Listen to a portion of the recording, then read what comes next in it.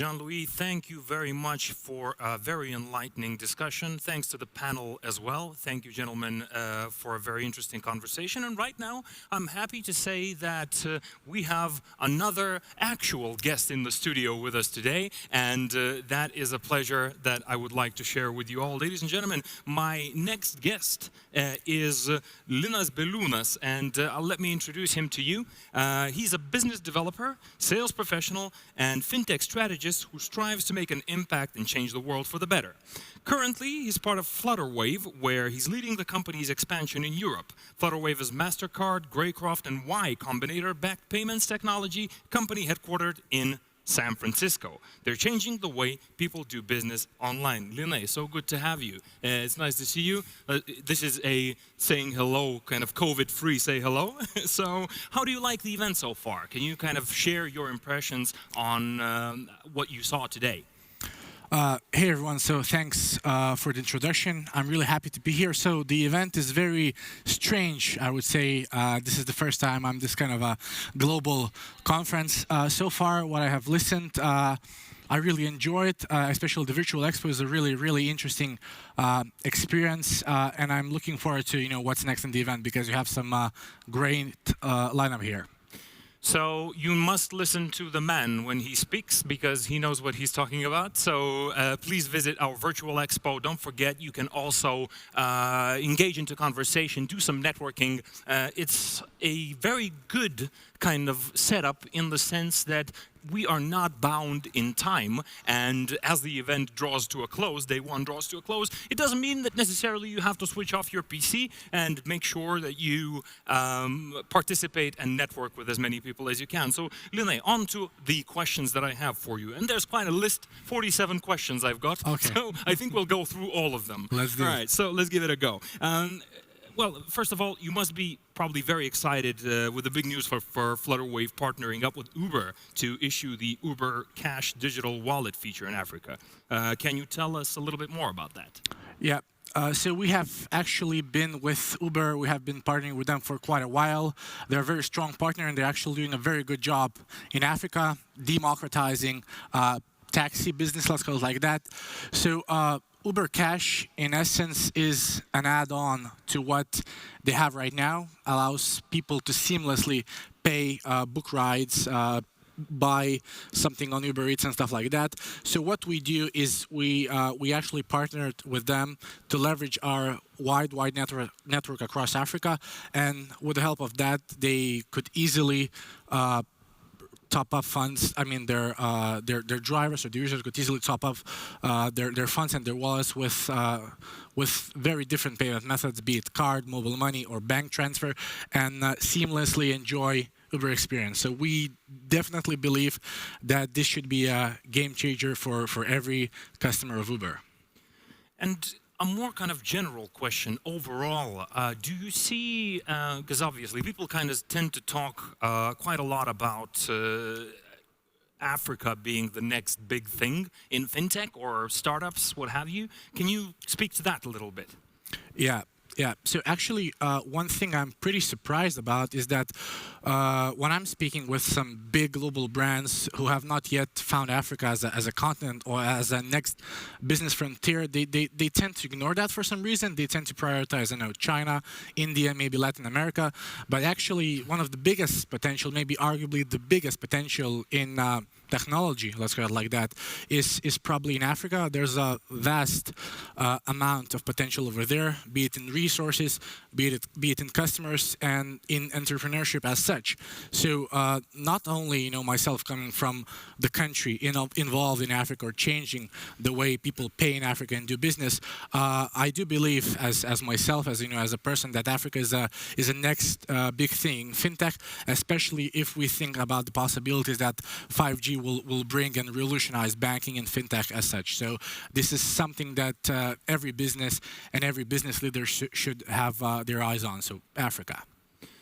Absolutely. And just to switch gears a little bit, it's been said right now that you are Lithuania's top fintech influencer with over, what, 82,000 followers? Is that a correct number? 84. 84, there you go. So as we spoke, it grew by 2,000. So that's, I think it's exponential and astronomical. How do you respond to that? How do you get into this position? Can you speak to that? Yeah. So that's a very good question, to be honest. So on one hand, I would ask, who call it me like that and how they define that. On the other hand, I would be lying, saying that this is not something, that is pleasant to me or that I enjoy. And getting to the second part of the question, in terms of, how I got there. So I wouldn't actually call it something that I have already got there. It's always work in progress, and it's always a journey that I especially enjoy. And but speaking about the actual work or presence on LinkedIn in this case is. I do believe I started off when I first joined fintech, the actual fintech, and it was back in late 2015. Something that I'm more proud of, or really proud of, in terms of actually adding some value, making connections, and doing some business is probably like 2 or 3 years of work or presence or connection. So it wasn't something that happened overnight or something that gave it to me. This was something that accumulated over time. And that kind of helps me segue onto the next question that I had. So you briefly touched upon that already, but how does being an influencer actually, and having such a large following, impact your business? What do you suggest to other startups to do in order to build a more significant audience and global awareness on LinkedIn, or be it any other platform? Yeah. So on one hand, it's not something that gives you any privilege, and that network or followers by themselves, they doesn't actually mean a lot. What matters is what are you making out of them. So the connections that you manage to nurture, the relationship that you manage to nurture, and the business that you manage to do with them. So on one hand, it is something that is a privilege to be followed by such a vast amount of people. On the other hand, it's quite a responsibility, to always be, positive, as I would always like to do, to bring value to the people, add some new information, and keep that profile up and running, not only in a professional sense, but also personally. To answer your next part of the question, I would probably look at it from a rather different perspective. So first thing that you should do, whether you're a startup or a business, is actually focus on the product. You should have a top-notch product solving a problem that is big enough for a lot of people, not only your grandmother or your friends and family. Once you have that, you could then focus on social media and bringing some word of mouth to the audience. And the best thing doing that is providing value, and first giving, and then asking. So as if I would start off with any startup, doesn't matter in which industry, I would definitely not focus on trying to sell and, let's say, eagerly promote my product. I would try to bring some knowledge, some insights on the industry, on the consumer behavior, and then every once in a while to promote the product. But you have to have great product, and then you should focus on promoting it. Basically, don't just blindly shove the product up people's throats, right? Exactly. But rather kind of share a broader context of the industry. Yeah. And what about you touched upon that as well a little bit, but what kind of responsibility do you think having such a large following also brings to you? Yeah. So sometimes, even when you try to be, funny or make some foolish post, let's call it like that, or video, you always you will always get some people's eye who are not either understood the post, or they're looking too deep into it, and then it brings some things in question. And before posting or before doing anything, you tend to think a couple of times before doing that, and trying to anticipate what feedback or what response it might get. But on the other hand, when you try to speak or share something, it might even change any people's lives. And I had quite a few examples when people just dropped me a message on DM saying, thank you for XYZ, I got inspired by fintech, you brought a smile on my face, and stuff like that. So I mean, this allows you to have much wider perspective on a usual basis, as opposed to if you wouldn't have that following or that responsibility. Let's go it like that. Is there any negative feedback that you'd receive in a DM sort of fashion or in comments? Yeah, of course. So it happens every once in a while, either in the comments or either in the private messages. But I think it's rather inevitable because the world is so big and it's full of different opinions, and I really value that. So sometimes it's even better if people disagree with you. Then you might find a different angle how to look into certain topic or certain problem, and it tends to make you think. And this is one of the key things that I enjoy, especially having in discussions when people disagree and when they share their points of view. And that's how we all learn. Not only myself, but also people who are only observing, or those that are only watching from the blind side. Let's go like that. One of the main objectives of today's event, or this entire week for that matter, is to provide high-quality content for our attendees. What do you do differently to provide high-quality content for your followers? How much time do you dedicate to your research? Yeah. So again, probably I would ask a question from my side. Different compared to what? But since this is a question for me, I will probably say it like that. So I try always bring my perspective or share anything that is interesting for me. So it could be various topics, it could be various fields and various industries. Of course, fintech and finance per se is at the core, but I try to bring more perspectives and more angles to look into everyday's problems or everyday's topics. Getting back to the second part of the question, I wouldn't call something that I do is required to do any sort of specific research. This is something that I'm working with or living with for quite a few years, so it happens naturally. So anything that I saw, I know reading the Bloomberg's news or Wall Street Journal or stuff like that, and it could spring an idea that end up being a post about, I don't know, Zoom or WeWork or Robinhood or stuff like that. So I don't do any specific research. I just try to follow the flow and state of development of the world and share or bring my perspective along the way.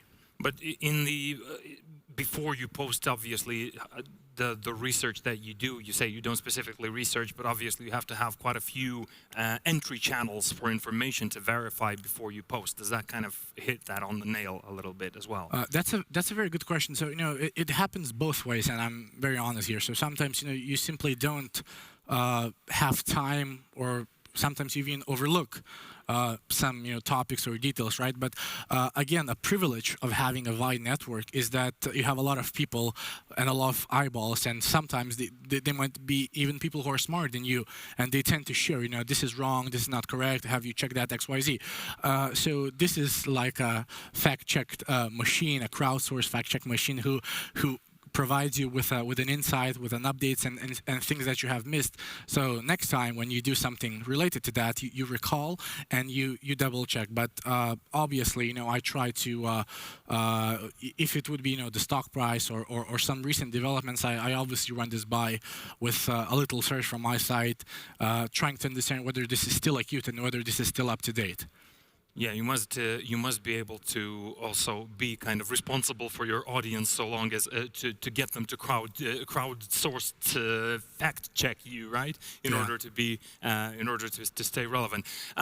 We have a question from our viewers online. It's a fun question. What is the most favorite topic in fintech for you? That's a very good and tough question. It would be really hard to tell.